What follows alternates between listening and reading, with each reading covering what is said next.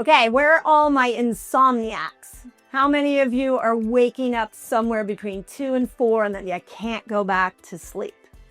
Well, on this video, I want to show you exactly why that's happening and what you can do, not only to get a good night's sleep, but to really put your body back into a relaxed state. Now, before I dive into everything, I want to talk about why this one trick that I'm about to show you not only is going to help you with a good night's sleep, but it's also going to help you lose weight. Because it's all built off of one hormone that just keeps messing us up over and over and over again, and that is cortisol. Now, remember, two things I want you to know about cortisol before we dive into how do you get a good night's sleep and how do you lose weight. One is that cortisol is the hormone that is meant to make you move. So anytime you are sitting and you're not moving and your body is making cortisol, that is the most dangerous moment possible for the human body. And the second thing I want you to know about cortisol is it's not always just an acute situation where you had a bad day, or maybe you went on social media the night before or just as you were going to bed and you saw something that happened in the political situation, or a friend that didn't invite you to something and all of a sudden your cortisol goes up. What we know is that if you have had a trauma at some point in your life, which, hello, it's kind of all of us, is that your body can slowly drip cortisol into your system 24/7.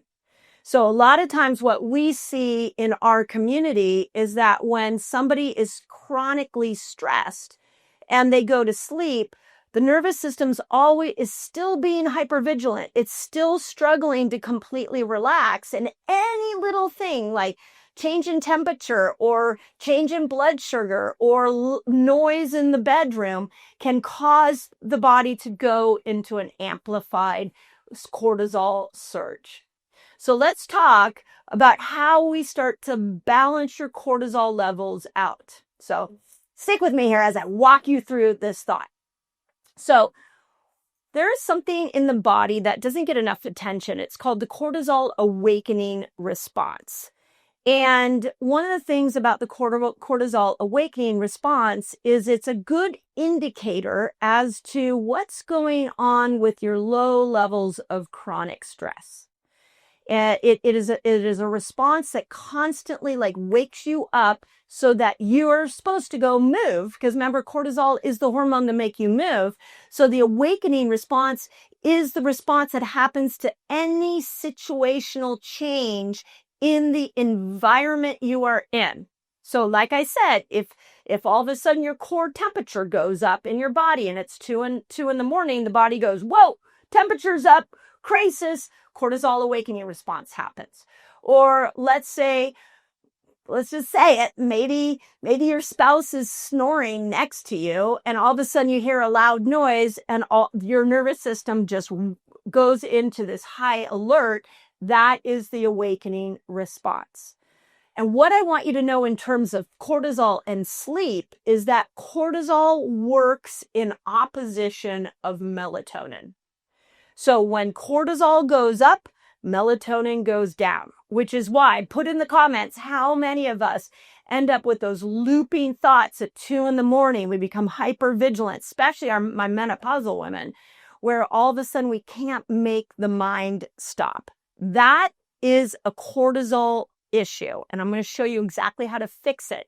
Now, the other thing that is really important to understand about cortisol is that if you don't use it, if you don't move when that response comes on and you get a surge of cortisol, not only are you shutting off melatonin production, but all of a sudden, since you didn't move, you just sat in bed and thought, is that your body has to store cortisol somewhere. And guess where it stores it? It stores it right in the belly fat. So I'm going to show you an example, and then we're going to get into how you fix it. So stick with me here. So I got some marbles. I found these at a really cool little toy store near me. And I love them because they're different sizes. And to me, they each represent a cortisol molecule. So when you're going about your day and you're thinking stressful thoughts, or you're living in a stressful environment, or you're on social media, or maybe, oh my gosh, please turn the news off. So many people have the news running in the background all the time, keeping your cortisol system going at all times. Your body, what it's doing is each time you think a stressful thought, you see a stressful situation on the news or on your phone, you have a stressful conversation, your body makes this molecule called cortisol, and then it just puts it in the cortisol bucket. And the more you keep thinking stressful thoughts, your body starts making more and more cortisol, and it just keeps dumping it over and over and over again into the cortisol bucket. It doesn't know what to do with it because you're not moving. You're not walking away from the threat. You're actually agitating it by thinking the threat over and over and over again. So the body just keeps making it more and more. Big stressors, little stressors. All day long, you're just making more and more cortisol. And what the body has to figure out what to do is, where is it going to store all this cortisol? And so what it does is, it's like, tells you, I've said this before on this channel, it's like, I don't want to put it around your heart and lungs. That's going to kill you. So I'm going to put it around your belly. So when you look in the mirror, and you see belly fat, I want you to think cortisol. And you're going to apply the next strategy I'm going to show you here. But think of this as, your body's not hating you. Your body is telling you, when that belly fat starts to show up, your body is actually telling you, you have been stressing so much. You have been making so many cortisol molecules. I don't know what to do with them. So I'm going to go ahead and put them in your belly. And then you know what you do? You go to a mirror and you look at your belly and you start telling yourself horrible things. And meanwhile, your body was doing the most brilliant thing it knew to do to save your life.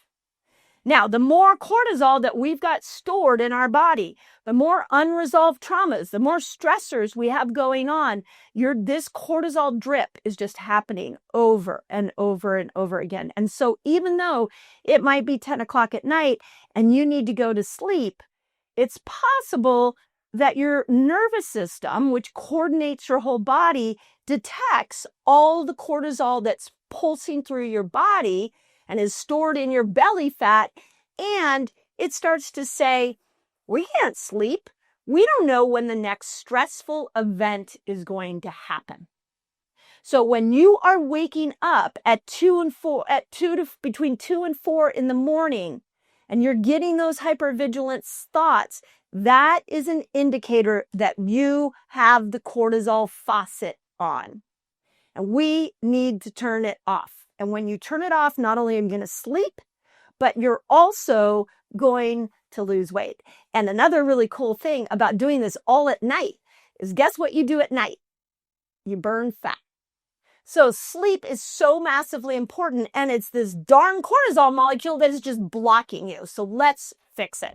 Guess what? Age Like a Girl, my new book. It's ready for pre-orders. And this is the most personal book I have ever written. And I'm so excited to bring it to you. If you are looking to reinvent yourself through the menopause process, or maybe you're on the other side and you're still looking for that reinvention, I'm going to show you exactly why menopause works in your favor and how you can make it your greatest moment yet. Age Like a Girl. First thing that I want to talk about is that there is one specific herb that really brings the cortisol levels down. And you all know me. I like to give you food as much as I can. I love to give you things you can do that don't cost you money. But so many of you are struggling with losing weight and insomnia that I felt like on this video, I wanted to give you something that I know will work. It's tried and true. It's backed by science, and you all can get it. It's easy to find. And that is ashwagandha. So ashwagandha is actually a shrub that's native to India and to Southern Europe. And it's a root. We're going to talk about roots in more videos. So it's a little marker in your brain on that one. And it's what's known as an adaptogen. So an adaptogen helps you manage stress better. So when you have a stressful thought, instead of this huge cortisol spike causing all of these cortisol molecules to dump into your system, ashwagandha turns off the cortisol faucet. So you could have had the worst day in the world. You could still be ruminating about whatever's going on in your life before you go to bed. You could be thinking about, I know I do this a lot, try to solve my children's problems at 2 a.m. Oh, if I could just get them to do X, Y, and Z, then I know that they'll be good and I could go back to sleep. That never works, by the way, at 2 a.m. It doesn't work at all, but it also doesn't work at 2 a.m. So with ashwagandha, when you take it, it turns off the cortisol faucet. And this is so important. And there is science on it. So stick with me here. Modern research has found that ashwagandhas have a component in it called a withnaldehyde. It's a hard word to say. And it lowers cortisol naturally. And there was a 2021 study where they gave ashwagandha root to healthy people, to 2 groups, healthy people and people with insomnia. Now, I want to note that they didn't say that they pointed out that the healthy people didn't have insomnia. The non-healthy people had insomnia. More on that in a moment. But it was a double-blind, placebo-controlled study, which is almost impossible to find these days. And both groups took ashwagandha before they went to bed. And in both the healthy group and the insomniac group, what they found is that ashwagandha helped people fall asleep faster. It improved their sleep quality. So for those of you that love an Oura Ring or a Whoop, or you got a sleep measurer out there, let's see if it improves the quality of your sleep. It reduced the sleep disturbance. And this is actually another thing that we call sleep fragmentation. I wrote about this in Age Like a Girl, my new book that I have a whole chapter on sleep, and they call it sleep fragmentation, where you don't get enough sleep. And so you keep waking up and you're just sleeping in fragments. Well, ashwagandha actually helped that. And it increased mental alertness upon awakening. Now, there was another review, a 2021, that looked at 5 randomized studies on ashwagandha and sleep, which is totaled about over 400 participants. And what they found is that ashwagandha consistently improved sleep in both healthy and insomniac group. But it was a greater response in the insomniac group, which would make sense, and which tells you that because ashwagandha lowers cortisol, that part of your insomnia may be that dripping of the cortisol molecules into your system all day long. So, and lastly, I want to talk about highly stressed people. Put in the comments if you're a highly stressed person. They did this for 6 to 8 weeks where they took ashwagandha before they went to bed at night. And what they found is that it lowered cortisol levels and they had a reduced, check this out, it reduced self-reported stress and anxiety. So what that meant is not only did it bring down the faucet of the cortisol dripping into your system, but the person's perception of stress and anxiety went down. Are you convinced yet?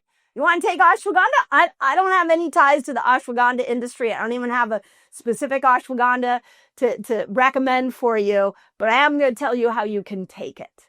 So we know now that you could be waking up because of the stress response that's running in you all the time. We know that the cortisol molecule not only can create this sleep fragmentation and wake you up in the middle of the night, but this is what's your belly fat. This is what's in your belly fat. And we know that ashwagandha turns off the cortisol faucet. So here's how we take it. If you're having trouble sleeping, let's do it right before you go to bed. There are all different kinds. These are capsules here. You can take, I mean, these are tablets. You could take a capsule. It doesn't taste very good, so it liquids a little bit harder, but it's also more instantaneous. So if you don't mind the taste of it, for you waking up at 2 to 4 in the morning, I highly recommend taking it then, because it'll get into your system much quicker. So you can find it tablet, capsule, or liquid. And keep in mind the taste as well. And I recommend you take it before you go to sleep. See if that keeps you asleep. Keep it by your bed, so you take it when you wake up in the middle of the night, and see if you have a response there. And for my friends that really want to lose weight and you feel like that belly fat is happening because of the cortisol drip, because of how many molecules of cortisol your body has produced and has nowhere to store, when you have a stressful event, try taking some ashwagandha. It turns off that faucet of cortisol that is constantly pumping through your system. So 3 different times. We've got before bed, in the middle of the night, and during the day whenever there's a stressful event, to prevent your body from storing that cortisol in your gut.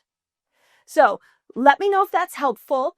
As always, I love giving you all food advice. I love giving you things like fasting that you can do for free.